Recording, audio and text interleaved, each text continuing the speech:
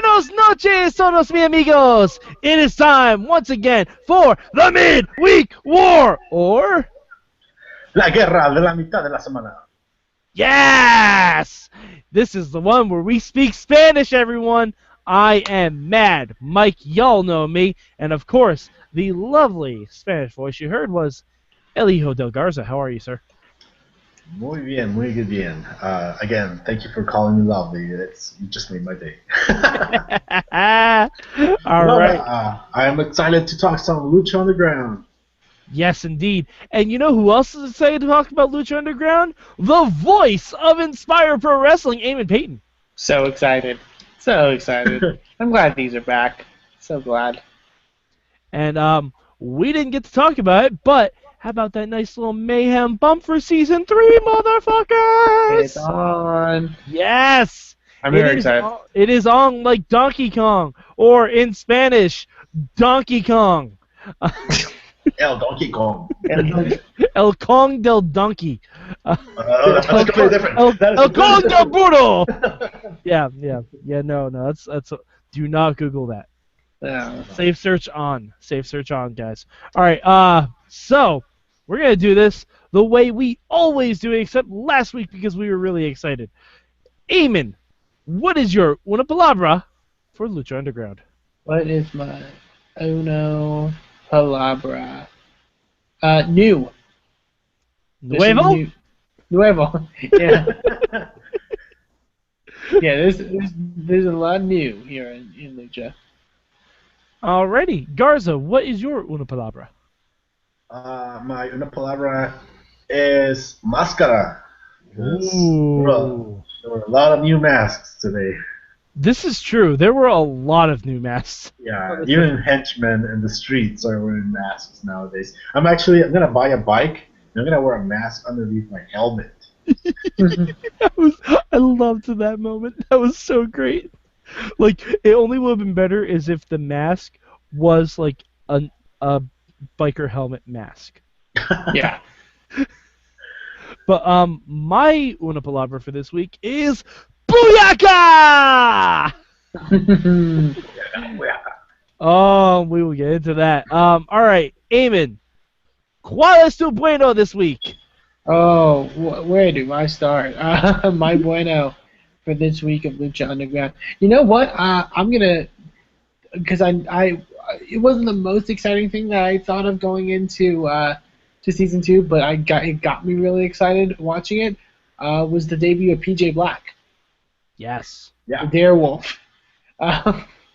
I like this a lot. He had a great match with the Mac, which he didn't win, which was very surprising, which I actually kind of liked. Like, you never really see that, where the debuting guy doesn't win. And I thought it was great for the Mac, and really cool to see him get the win here. I love the build up to him. I just really, especially during his sort of promo package thing of the line he gave where he was talking about how he's not coming to Lucha Underground for a championship or to be necessarily even the best or to for some kind of rich prize or anything. He's doing it because he wants to find a new thrill, and I really like that concept. Mm-hmm. It also makes me feel fantasy booking here. If he's a thrill seeker, I would definitely think could be a feud down the line with another South African in Lucha who's a bit of a thrill seeker himself. I would love to see PJ Black and Angelico. Or you could have Jack Evans. Or Jack Evans. Or 3 of them and challenge for the titles. Hey, there you go. What's thrill seeker in Spanish, Garza? Oh man. I'll come back to that. Okay. All right. We'll circle back. In the meantime, ¿Cuál es tu bueno? I guess it's similar to Eamon, something that I wasn't really. It wasn't my highlight when we ended season 1, but now I am super interested, and that is how Sexy Star has been kidnapped for 6 months, and no one apparently gave a shit about that because no one is looking for her.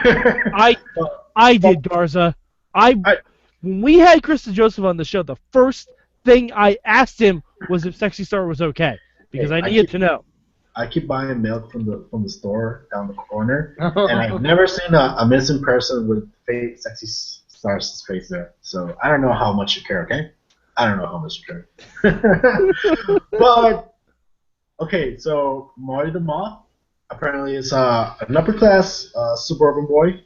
Uh, he has her tied up, and he has a sister. At this point, I mean, from what we heard, we apparently there is a sister, but I'm starting to think like, oh man, I hope he doesn't like just come out with ponytails and he is the sister. Oh, you think they might go psycho on this, like Norman Bates? I don't know at this point because he's playing the crazy person role really really good. And he killed a butterfly, so I'm pretty sure that's symbolism as in is Sexy Star actually becoming a butterfly and he's gonna kill her because that's something we talked about last time. Yeah. I'm not gonna lie, I'd pop huge for Martina the Moth. Martina. I'd pop huge for Martina the Moth. Yeah, so like they really didn't show much. They just hinted. My sister thinks we are ready to go back to the temple, so it's coming, and I'm really excited to see where this goes. I hope he brings that sweater vest with him. I don't know. I like the Aztec Pride T-shirt. Yeah, but the sweater vest over the Aztec Pride T-shirt. Okay. Well, he's gonna look like because Mr. Posse. Everyone in Lucha has to have their own Biz Kaz attire. Mm-hmm. Like, we got Cowboy Cuerno, we have Nunchuck Drago, and now we could have Sweater Vest Marty. That's always good.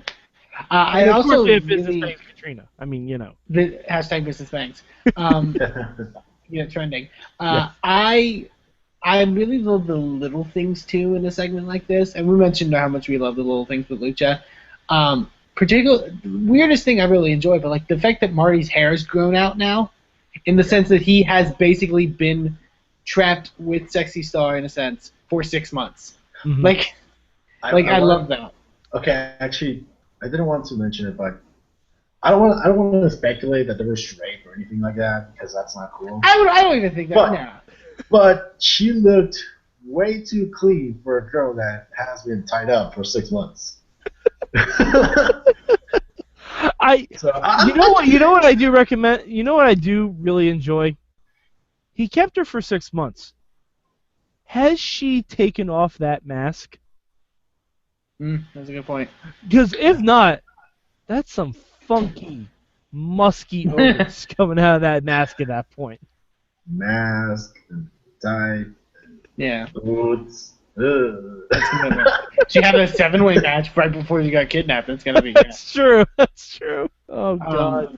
But hey, yeah, I like the little things with that, and this is definitely one of the top stories. I'm very excited about seeing how it goes. Yeah, I really can't wait to see how it goes.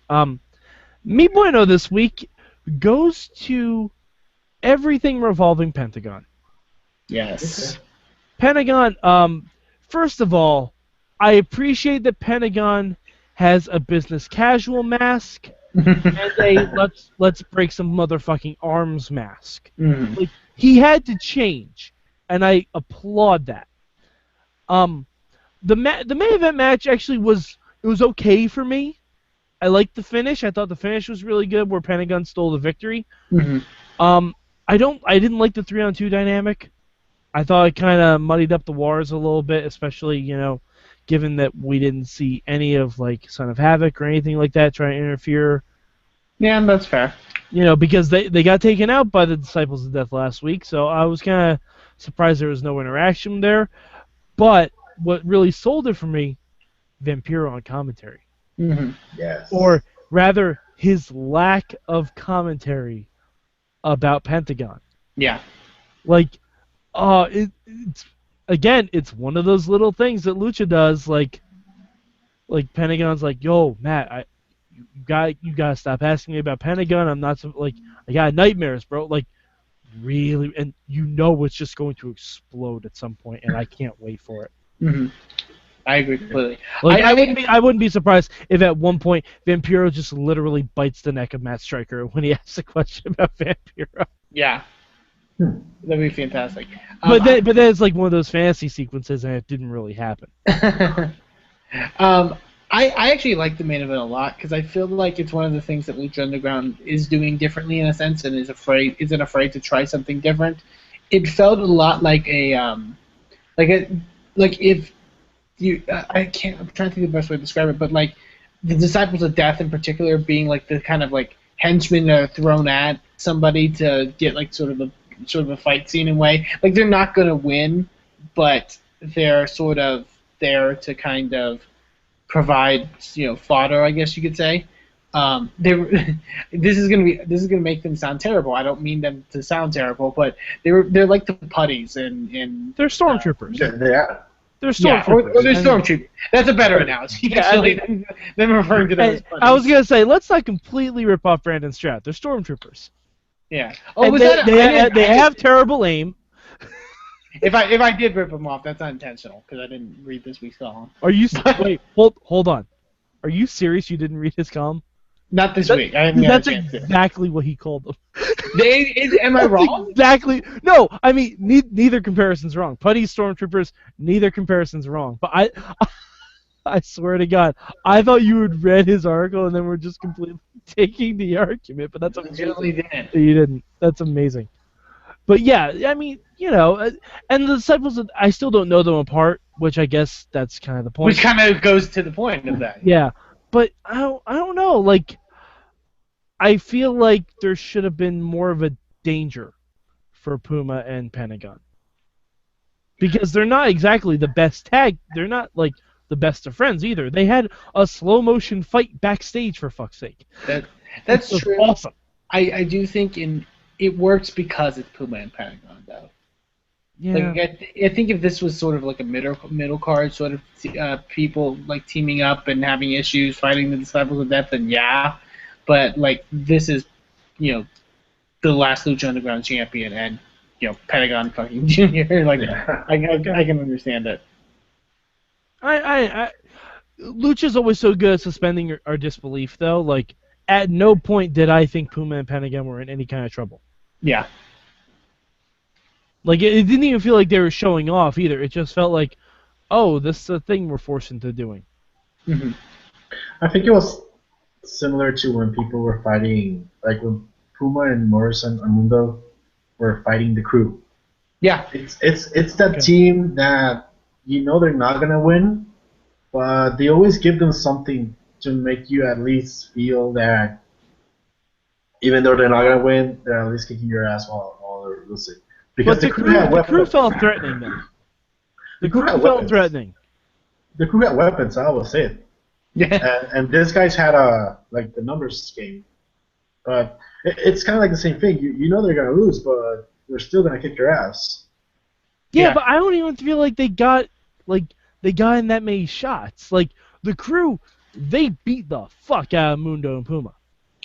Like, Mundo and Puma eventually got the win, but the Crew beat the fuck out of them. Like, yeah, that's fair. There hasn't been a week where the Disciples of Death got one over on Puma and Pentagon. Like, I feel like that should have happened first before this. Yeah, I can see what you're saying. Yeah, I mean, it's a minor gripe. It's a minor gripe. But Eamon, Qualis to Malo this week. My bad for this week. Slightest bad, and because I hate saying anything bad about Lucha. Slightest bad actually goes to Rick Knox, the referee in the opener.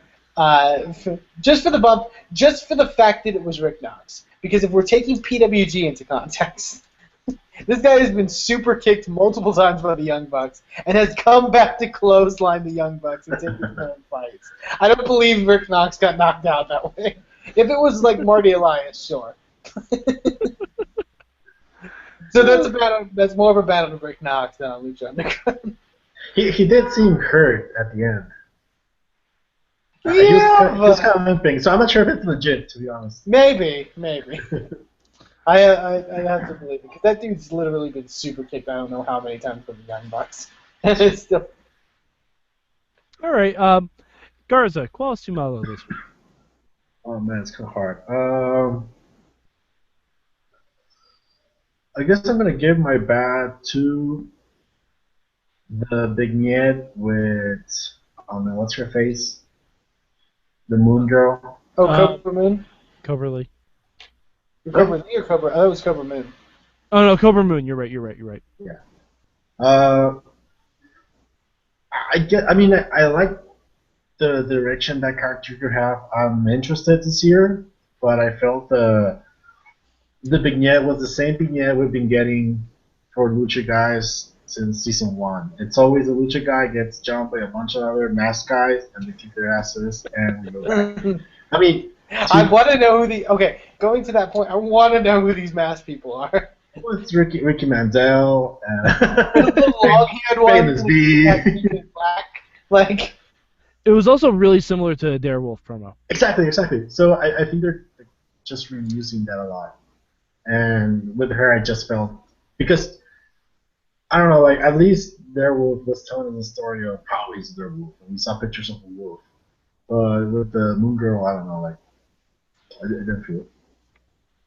I think for her, it's for me, it's like a wait and see sort of thing, because I know nothing about her or who it may be or whatever. So I thought it was interesting that she definitely seemed American. Mm-hmm. Like she definitely seemed like an American luchador as opposed to like someone else coming from Mexico. No, she's American. Okay. My bad this week. No Dario Cueto. Yeah. No Dario Cueto. Like he's busy cleaning up the cage. I guess so. I just need Dario Cueto every week. Like I need something for that story. I know they're doing a slow burn for it. That's fine. I get it. I just want more Dario Cueto in my life. If I could program Dario Cueto to be the voice of my GPS, I would do it. Like every time I start a new destination, he screams, "Start the trip!" That would be great. But yeah, just I want more Dario Cueto. Although what we got at the end was really damn good too. I'm not faulting that. All right, so Eamon, ¿cuál es tu cambio this week? Oh, I don't know what I would change. That's a really great question. Do you want us to come back to you? Come back to me, because I literally don't know. Okay. All right, Garza, ¿cuál es tu cambio? It's kind of hard too, I guess. yeah, it's kind of hard. It's not like you don't know these questions are coming, guys. Well, but honestly, like, yeah, there's not a lot that I would like specifically change. Like, I mean, I could say that I would change, like the Disciples getting the win, for instance. Yeah, actually, that's gonna go. I'm gonna go with that. I think the Disciples should have gone to the season win because they are the trios champions. Okay. Then I'll go off of that one and just say mine wouldn't be the Disciples necessarily winning, but like kind of going to Mike's point, like maybe getting a bit more offense in, just a touch more, because they got a little bit in, but or just like maybe a post-match beatdown or something like that. Yeah, or just more like maneuvers, I guess, in the actual match. But that again, that's a super minor thing. Okay. Mine is going to be maybe we shouldn't let Cage talk. Wait, I like it talking. No, I mean, it's not that it was bad. It was very like we had with Gail Kim's promo in Impact. It was very, I'm gonna kick your ass because I'm strong. But I see your point. Like there's no driving force behind it. I don't know why Cage has an issue with Mundo. I mean, granted, and it's hard to build off of that because the guy Mundo was feuding with is now jobbing in WWE, and the guy Cage was feuding with, we haven't even seen Big Rick yet. So I understand that they're trying to build something new, but I kind of want a reason for it, you know?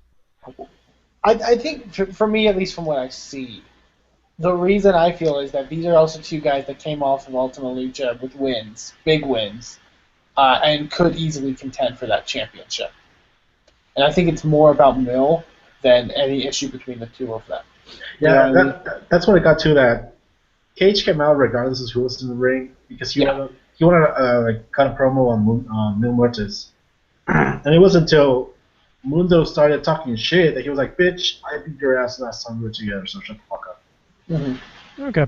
Yeah, it just wasn't my favorite part of the show, and I thought that maybe we could have had like even just a backstage segment or something like that, like where Johnny comes back in and Cage is like, "Oh, hey Johnny, how you doing?" and Johnny just ignores him or blows him off. just something little. Don't ask for much, but I just thought it seemed out of place. That's all. Yeah, I will say to your point about like his actual promo, I like those type of promos because it works for Cage. You know what I mean? It's that whole Brock Lesnar thing. Like Brock Lesnar shouldn't be talking eloquently. Like he should be a fucking meathead. That's a fair point. So that's my take on it. If it's like you don't have Ryback come out on Raw and read the fucking secret or whatever because it doesn't make any fucking sense. But if Cage came out and read the 7 highly effective habits of successful people, that'd be really awesome. I'd pop for it, but I can see what you're saying. Okay, Eamon, did you think of a change or? Mine was the. Right. The disciples a little more offense. Okay. You were saying? Oh, now that you bring Cage to the talk, I really like how in like a show and a half, Lucha Underground has presented 6 guys that are credible contenders to New Mortis right now. Yeah. Plus the dysfunctional trios, because they're not credible, but they have a beef with him. Oh, I'd say they're credible. I'd say if Evil Elise looked credible against him, then Havoc and Angelico definitely are. That would be like super underdog way, but I mean. Not saying they wouldn't be, but I mean a lot of people are super underdogs against the way they book Mill. Yeah. Yeah. But like right now we have Puma, Pentagon, Phoenix, King Cuerno, even if that's not the storyline right now. Cage and Mundo. They're all like kind of hunting down Mortis, and I really love that. And we haven't even brought in the guy that they showed at the end of the show. Yeah, we didn't even talk about that. I figured we would just take that separately. Fucking Rey Mysterio, he's coming. I like Rey Mysterio being there. I just love more like all the stuff around this, the stuff with El Dragon Azteca and now El Dragon Azteca Jr. Yeah.